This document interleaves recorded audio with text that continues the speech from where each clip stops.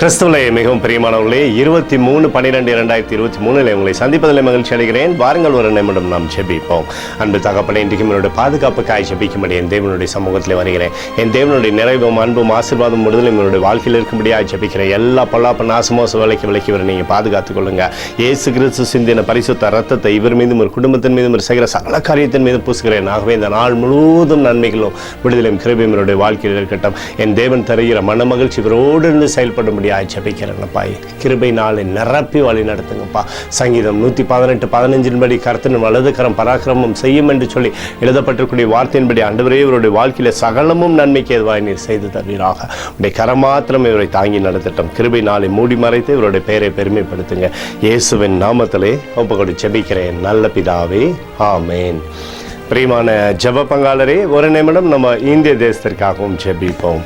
அன்பு தகப்பனே, 20/12/2023 இந்திய தேசத்திற்காக ஜெபிக்கும்படியாக என்னுடைய சமூகத்தில் வருகிறேன்ப்பா.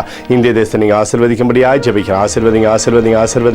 தேசத்தில் நன்மையும் கிருபையும் விடுதலையும் நீர் வைக்கும்படியாக ஜெபிக்கிறேன்ப்பா. வியாதிகளோ துன்பங்களோ துயரங்களோ தேசத்தில் அணுகாதபடி நீர் வேலையை எடுத்துக் கொள்வீராக.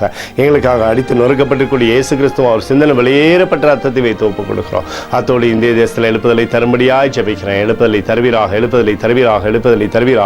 எழுப்புதலை எங்கள் கண்கள் பார்க்கும்படி நீர் ஆசீர்வதிக்கும்படி ஜெபிக்கிறேன். நேற்றும் இன்றும் என்று மாறாதவராகி இயேசுவின் நாமத்திலே ஒப்புக்கொண்டு ஜெபிக்கிறேன் நல்ல பிதாவே, ஆமேன். பிரியமான ஜெப பங்காளரே, ஆண்டவர் நம்மளுடைய ஜெபத்தை கேட்டிருக்கிறார். இந்த நாள் முழுவதும் கர்த்தராகிய இயேசு கிறிஸ்துக்குள் நீங்கள் வளரும்படி உங்களை வாழ்த்தி ஆசீர்வதிக்கிறேன். ஆமேன்.